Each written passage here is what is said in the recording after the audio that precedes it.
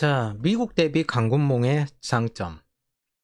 숙련도 문제는 제가 이야기할 수 없어요. 저는 그 정도로 밀리터리를 잘 알지는 못하기 때문에 경제적으로만 평가합니다. 실제 그리고 숙련도는 전쟁 해봐야 알 수 있고, 첫 번째, 전 세계 최대 조선 능력을 가지고 있습니다. 미국의 230배 정도의 조선 능력을 가지고 있는데, 이거 제가 따로 안 가져왔는데, 최근에 미군 장군이 우리가 군함을 계속 만들 수 있을지 모르겠다라고 이야기할 정도로 미국의 조선업이 좀, 정확히는 군함 건설 능력이 상당히 골치 아픕니다. 저는 그냥 상선 문제인 줄 알았거든요. 근데 장군이 의회에 나와가지고 군함의 문제를 이야기를 하더라고요. 그래서 이게 단순히 상선 문제가 아니구나. 왜냐하면 미국은 뭐니까 여러 가지 보급품이 필요해요. 그래서 그 보급을 제공을 해야 되는데 그때 상선이 필요한데 군함 문제를 이야기를 하더라고요. 그래서 단순히 상선 문제가 아니다. 요걸 깨달았습니다. 두 번째, 미국은 본토에서 막으러 와야 하는데 중국은 앞마당이에요. 세 번째, 전 세계 최대 철강 알루미늄 생산국입니다. 주 사용처가 건설 자동차 조선이거든요. 이 철강 알루미늄의 주 사용처 자체 생산으로 50% 정도 사용하고 50%를 수출합니다. 바꿔 이야기하면 글로벌 산업이 침체에 이르려면 사용량이 줄어서 저 재고가 늘어납니다. 이 소비를 유지하기 위해서는 어떻게 해야 되냐면 자체적으로 건설 경기 부양을 해야 되고요. 군 현대화로 사용할 수밖에 없습니다. 태양 전기차도 이것 때문이라고 저는 생각해요. 이 경우 정부 시장이 근데 확대되잖아요. 그럼 민간 시장은 상대적으로 줄게 됩니다. 민간 시장이 줄어들면 건설 자동차 수요도 또 줄어들어요. 악순환입니다. 이걸 지속하지 않으면 강군몽을 포기한다는 뜻과 같아져요. 저는 이번 트럼프 행정부의 관세가 전 세계 경기를 침체시켜서 여기에 타격을 주는 것에도 꽤나 관련이 있다고 생각합니다. 사실 미국은 예전에도 그렇지만 유일하게 회복할 수 있어요. 왜냐하면 미국은 자체적인 추진기로 성장하니까. 외생적으로는 하드 파워를 포기하고 소프트 파워로 전환했던 것 뿐이에요. 근데 그걸 이제 다시 하드 파워로 전환하겠다는 거잖아요. 그러면 이제 신자유주의 끝나야죠. 네 번째, 각종 전쟁 광물을 잘 확보해 두었습니다. 뭐 절삭공구 합금으로 항공우주에 쓰는 이 텅스텐. 이 텅스텐의 82%를 중국이 생산합니다. 그래서 텅스텐 쇼크가 올 거다라고 생각을 하거든요. 중국이 저거에서 여러 가지 제재를 가할 수도 있으니까. 거기에 우리나라 이제 생산이 어느 정도 끼어서 다행이다 싶기도 합니다. 그리고 히토류 대다수도 이런 것들 중국이 가지고 있고. 다섯 번째, 1대1로 하면서 나름 신제국주의 해놨어요. 거기에다 건설경지나 인프라 까는 거 다 할 수 있거든요. 그럼 철강 사용과 알루미늄 생산을 계속 유지할 수 있습니다. 뭐, 이 모습이 마치 1차 세계대전 철강 사용을 위해서 이래저래 철도를 깔 곳을 찾는 모습이지만 다들 당할 때는 개발도상국이 신자유주의를 해주는 중국이 이제 신자유주의 역할을 해주는구나 같은 연장인 줄 알았겠지만은 그냥 나라 내놓으라는 거죠. 이건 신제국주의지 신자유주의가 아니라 신제국주의였어. 그리고 이걸 제일 비판하는 게 솔직히 사회주의 진영인데 중국이 지금 이제 이걸 하고 있잖아요. 왜 파시즘 거리냐면은 금융자본주의로 다른 나라를 이렇게 장악하는 건 파시즘이다. 근데 이걸 중국이 하고 있네? 근데 이거에 대해서 크게 비판 안 하죠, 좌파들은. 언제나 내로남불은 전 세계의 특성입니다. 왜냐하면 어찌되었든 저 거버넌스가 늘어나면 늘어날수록 사회주의의 저변, 자기네들이 진보라는 이름으로 이기기 편하기 때문에 그러는 겁니다.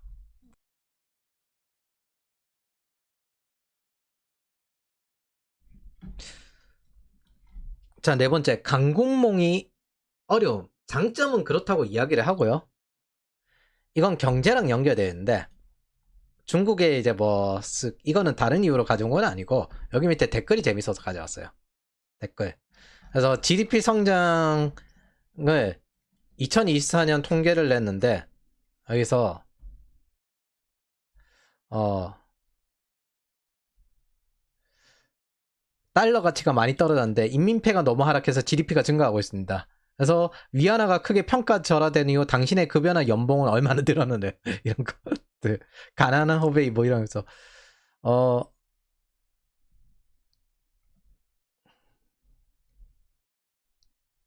요점은 뭐야? 일반인의 소득을 살펴보자. 요런 것들이 쭉 들어가 있거든요.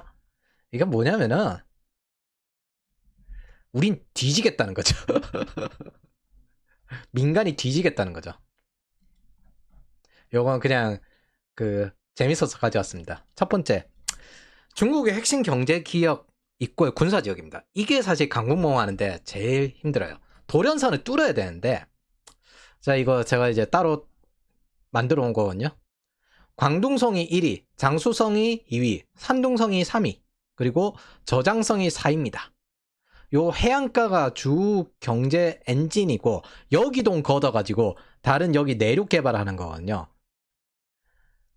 그런데 여기가 메인 경제 지역이다 보니까 만약 전면전이 되면 예를 들어 대만까지야 전면전이 안 가겠지만 필리핀 포함하는 이 도련선을 뚫는다고 해봅시다. 그러면은 필리핀이나 호주는 다음 단계 되면 자기네들 본토가 뚫리는데 그러면 여기 본토를 당연히 공격할 거잖아요. 여기 본토를 공격받으면은 얘네들 성장 엔진이 끊겨요. 그래서 이 해안 성장 엔진을 내륙 쪽으로 분산을 해야 됩니다. 해안으로만 성장하는 게 아니라 내륙 쪽으로. 이 해안이 외생적 성장, 수출 성장의 핵심이죠. 그러면 여기 돈을 걸어서 내륙, 내생적 성장으로 만들어야 되는데 여기 중앙아시아 쪽에 식민지화 해놓은 거, 그리고 아프리카에 식민지화 해놓은 거, 저기다가도 이제 같이 잘 연결을 해야 됩니다. 두 번째, 조선소를 보호해야 돼요. 여기 조선소들은 상선이거든요. 주요 조선소는 상하이와 저기 다롄, 라오닝성에 있는 주요 조선소가 군함을 생산합니다. 이 뜻은 바꿔 이야기하면 저기 조선소를 보호하려면 남중국해와 서해를 내해화해야 됩니다. 이것들 이 두 가지 피해를 줄이기 위해서는 남중국해와 서해를 내해화해야 됩니다. 그래서 자꾸 우리나라 먹으려는 거예요. 이미 카디즈 내에서 군사훈련 한 지는 오래됐고요. 자기네들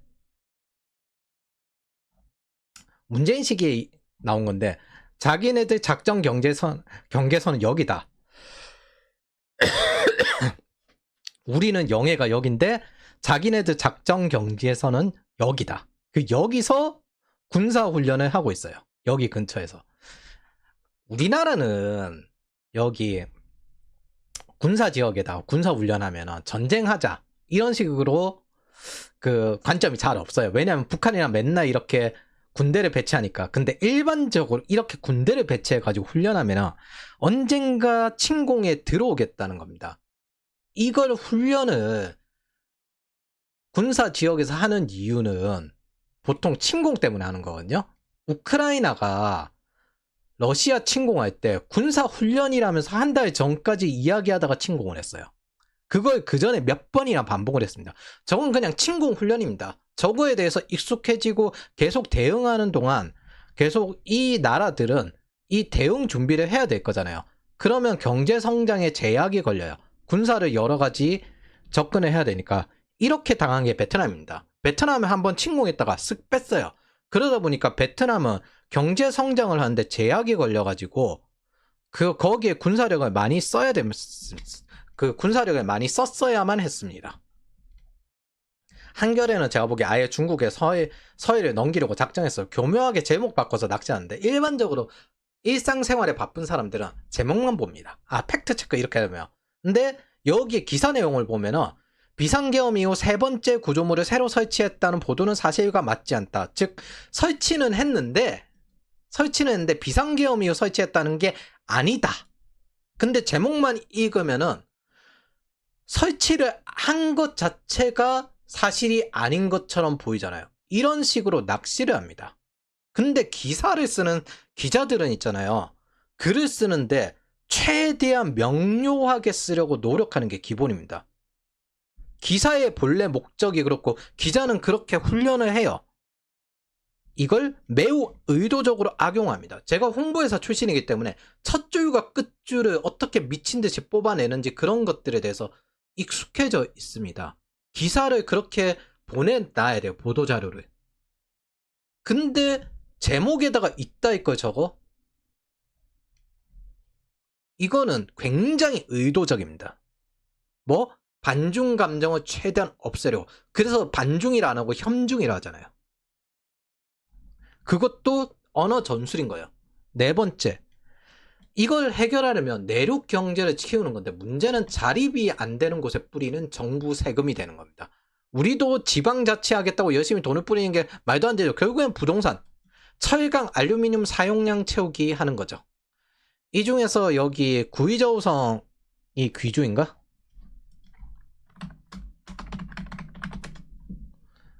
예. 네. 요쪽이 지금 현재 성장이 제일 잘 되고 있거든요. 근데 디폴트가 났어요. 디폴트인데 성장이 제일 잘 되고 있어요. 뭐? 정부 자금으로 열심히 때려박아서 여기서 빅데이터 합니다. 네 번째. 근데 철광석과 보크사이트, 알루미늄 얘네들 원료는 수입에 의존합니다. 호주와 브라질 철강에 의존합니다. 다섯 번째, 식량 작업이 안 돼요. 작업이 안 되니까 가짜 음식이 제일 많은 겁니다. 쟤네들 가짜 음식 만드는 이유가 애초에 식량 작업이 안 돼서 그래요. 여섯 번째, 군민융합. 누가 이런 경제에서 자유롭게 노력하겠습니까? 생사불명이 되는데. 제가 이거 은근히 봤는데 얘네들 식량 작업 중에서 미국이랑 브라질에 대두 수입을 많이 하거든요. 특히 대두유를 많이 쓰기 때문에, 기름을 많이 쓰기 때문에. 근데 브라질은 부가세와 관세가 따로 있고 부가세가 27.6%던가?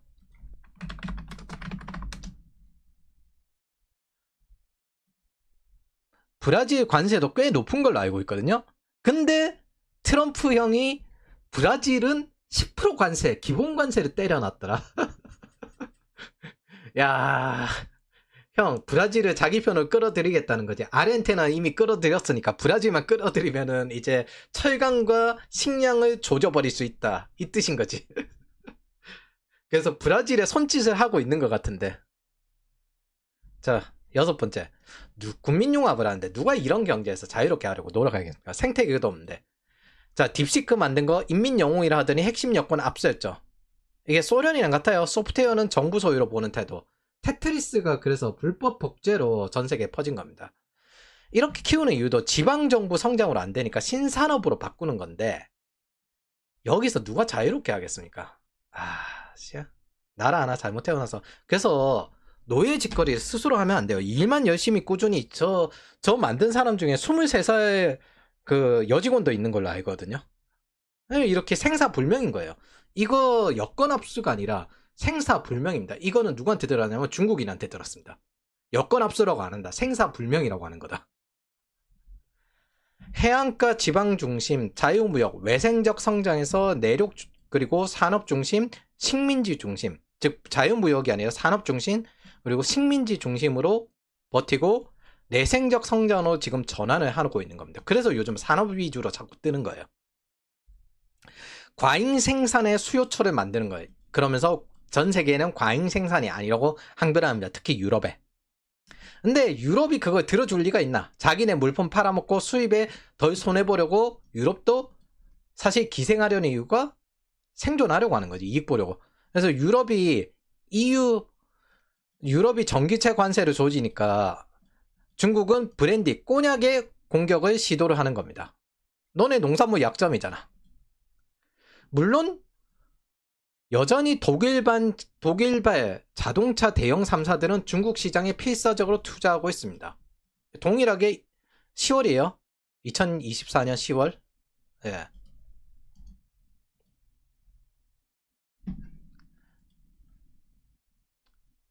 여덟 번째, 이게 제일 큰데 미국이 관세를 매겼다는 건 하드파워로 전환하겠다는 것도 있지만은 이것도 있죠. 소프트 파워가 그리워? 그래. 뭐 너 패권국 해봐. 그래서 놔버렸어요. 심지어 경제 패권을 줘버렸습니다. 이게 관세 떼는 게 경제 패권 줘버린 거죠. 아, 중국아 너 해봐. 그래. 이게 제일 중국의 약점입니다. 해봐. 그래. 해봐. 아직 전환 중인데 한참 뜯어먹다가 내가 추월하면 할 거였는데 전환 중인데 그냥 놔버렸어. 아니 못 놓을 줄 아는데, 왜냐면 사회주의 관점에서는 이 패권을 잡으려고 발버둥 치고 우리 이렇게 위대하다 훌륭하다 이렇게 밝혀져야 되는데 자유진영에서 놔버렸어. 해봐. 그래. 한번 해봐. 어쩔 건데. 이제 미국과 중국과 이제 유럽, 이 민간 소비를 뜯어 먹어야 되는데, 아니 뜯어 먹어야 되는데 유럽은 안 뜯겨주지. 미국은 그래 나 관세 때리고 해봐 니들이. 했어. 아, 정부 지출로 전 세계 이 소비를 어떻게 감당을 해. 하려면은 패권을 잡으려면 일단 기축통화를 잡는다 하더라도 이렇게 많은 경상수지 적자를 감당을 해야 되는데 이게 안 된다는 거예요. 중국은 수출주도 경제인데 미국이 이 경상수지 적자를 감당하고 트리핀 딜레마를 감당하지 못한다는 겁니다. 미국이 트럼프가 말한 게 쇠락했다라는 것도 이것 때문에 쇠락했다 이야기하잖아요. 이 하드 파워를 줄이는 대신 소프트 파워로 전환한 대신에 쇠락했다 이야기하잖아요. 중국이 이거 지금 바랐다가는 쇠락이 아니라 나락을 갑니다. 근데 경제 패권을 놔버렸어요. 자, 망할 순 없지. 이거 받으면 망해요. 망할 순 없지. 그럼 뭐예요? 전 세계 침체지. 근데 미국은 잘 돼요. 미국의 수요 없이 뭔가를 못한다는 게 문제입니다. 그리고 유럽은 저 민간 수요를 안 줘요. 야, 이거 사실 우리 정부 지출로 한 건데 주겠냐? 체국 대우가 폐지가 됐죠. 그래서 최대한 미국 우회 수출에 발버둥을 치는 겁니다. 멕시코, 캐나다 통해서, 베트남 통해서 최대한 우회 수출하는 거예요. 베트남 관세가 생각보다 세게 박혔거든요. 이거 사실 한국 수출도 있습니다. 그리고 한국의 우회 수출도 상당히 많고. 그래서 지금은 이제 한국 정부에서 그 우회 수출 택까지 다 찾고 있죠. 없애려고. 그래서 1, 2월 수출이 대폭 감소했습니다. 2018년 미중 무역 전쟁 이후부터 회복이 된 게 사실 중국은 회복이 못 됐죠. 미국이 회복이 됐죠. 근데 중국은 이제 이때 이후부터 성장치가 줄어들고 있는데 미국은 성장치가 잘 올라가고 있습니다. 솔직히. 저는 이번 무역전쟁도 똑같은 결과가 나올 거라고 봐요. 미국은 단기적으로 주춤하지만 성장치는 더 높아집니다. 중국은 단기적으로 주춤하다가 장기적으로 성장치가 줄어들 거예요. 사실상 2018년 무역전쟁 이후 회복한 국가는 중국이 아니에요. 미국이니까. 미국은 왜냐하면 내생적 성장 국가, 즉 자기 추진기로 성장하고 외생적으로는 소프트 파워를 위해서 희생하던 국가였어요. 하드 파워를 희생하던 국가였다고. 근데 미국이 하려고 하면 뭘 못할까요? 이제부터 하드 파워 키우겠다는데 편먹을 대상이 많아요. 중국은 그 사이에 소프트 파워 키우려고 미보단 이런 세상에 살고 싶냐 이런 거 있는데 이걸 해결하는 방법이 있습니다. 뭐? 이거 포기하면 돼요. 사회주의 포기하면 됩니다. 그리고 자유무역, 시장경제, 자유민주주의로 전환하면 됩니다. 그래서 우리끼리 자유민주주의 하자 이렇게 하면 돼요. 그러면서 공산당 일당 독재를 포기해야 됩니다. 왜? 내가 이거 정부 주도 지출이 시장경제를 키우는데 방해가 되니까 내가 이거 포기할게. 포기하고 이거 정부 권력 포기한다. 그래서 신뢰를 회복하겠습니다. 그리고 순수출 적자. 대신에 민간 소비를 계속 키워요. 이거 하면 돼요. 미국식 경제로. 그 순간 미국이 굳이 관세를 금지할 이유는 없는 거죠. 그래 같이 하자. 우리랑 같은 구조네. 그래 선거도 하고.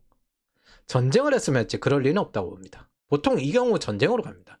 더 강화되고 이 내부 통제가 더욱 강화되고 더욱 북한처럼 무기에 매달리게 될 거예요. 제가 보기에는. 그리고 전 세계 사회주의자들의 기대를 얻고 있습니다. 이런 거 보면 있잖아요. 이 밑에 중국의 100년 놀라운 경제 뭐 2년 전이거든요. 고작. 이 밑에 댓글 보십시오. 그리고 이거 구독자 엄청 많아요. 댓글 보면은 중국이 엄청 좋습니다. 이런 거 엄청 많이 달려요. 이게 물론 그 중국의 조작질이겠지만 이게 이 샤프파워가 나름 작동하는 거예요. 이게 각종 사회주의자들의 민주당 그리고 민주노총과 함께 움직이는 것 같아요. 자신들이 원하는 사회주의는 아니에요. 근데 사회주의를 표방하는 중국이 최고 국가가 된다면 이 거버넌스는 응용이 됩니다. 그리고 좌파 진영, 사회주의 진영 활동력이 전체적으로 넓어지니까 각국 지구상의 정치권의 기준점이 좀 더 좌측으로 움직이게 됩니다. 자신들의 영향력이 전체적으로 커진다고 생각하는 거예요. 끝에는 자기들끼리 서로 숙청 정치를 하든 연정 정치를 하든 유럽처럼 질서 자유주의조차 극으로 몰 수가 있게 돼요. 그러면서 방화벽 전략을 칠 수 있게 됩니다. 케인즈주의자들도 여기에 협력하고 있는데 미국 민주당의 케인즈 사회주의자가 함께하는 것도 같은 이유입니다. 자기네들끼리는 사회주의를 비판하거든요. 그를 함께 하잖아요. 고구려와 신라가 손잡고 백제를 먼저 물어뜯인 다음에 둘이서 결선으로 가자. 이런 전략인 겁니다. 그게 유럽과 중국은 관세를 서로 놓고 벌금을 부과하고 시장은 열지 않아도 미국만은 관세를 없어야 되고 벌금을 부과하면 안 된다고 말하는 이유입니다. 뭐? 미국은 그러면 안 된다. 그런데 우리는 할 거야. 유럽과 중국은 서로 관세 넣고 벌금 넣잖아요. 그리고 이게 월드뱅크, IMF 등 각종 글로벌리스트와 연합되어 있습니다. 전 세계 경제가 무너진다. 그러지 말자. 미국아. 너네는 관세를 없애고 벌금도 없어야 돼. 근데 유럽이랑 중국은 그렇게 했대. 이런 식으로 되어 있는 겁니다.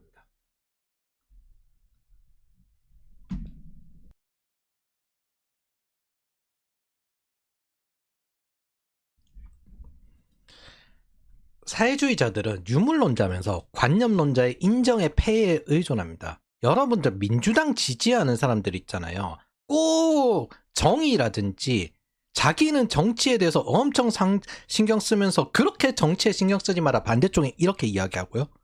그러면서 최대한 관계를 맺은 상태에서 인정의 폐해에 의존합니다. 그 머릿속에 낭만주의가 가득한데 뭐 하는 소리 똑같죠. 아, 나는 우파다 혹은 빨갱이 아니다. 근데 실제 현실의 문제를 해결하고 책임져야 할 때는 스스로 성장해서 고통을 받아요. 복지국가라 불리는 삼인주의도 마찬가지. 내생적 성장이 안 돼요. 현대에 이르러서 국가가 내생적 성장의 기준이 8천만 명인데 그게 되어도 수출에 의존합니다. 그게 독일이에요. 국가도 사람도 결국에는 기생성이에요. 이 사회주의 추구하는 사람들은. 삼인주의도 마찬가지입니다. 그게 안 되어서 택하는 게 제국주의 반복입니다. 왜냐하면 시장이 필요하니까. 안 그러면 이 기득권 체제가 무너져요. 소련이 동유럽에 했고요. 중국이 지금 하는 것과 같습니다. 약탈을 해야 정치 체제가 유지됩니다. 국가든 사람이든 이 빌어먹을 배급견들은 애초에 굶겨 죽였어야 됩니다.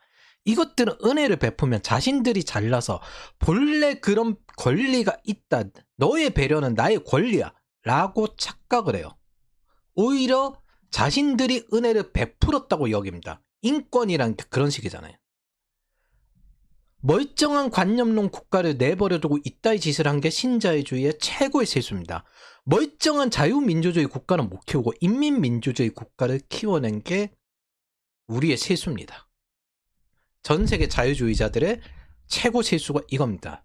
얼마나 순진했습니까? 인정의 폐해를 이렇게 받은 거죠. 그리고 일상생활에도 받고 있죠.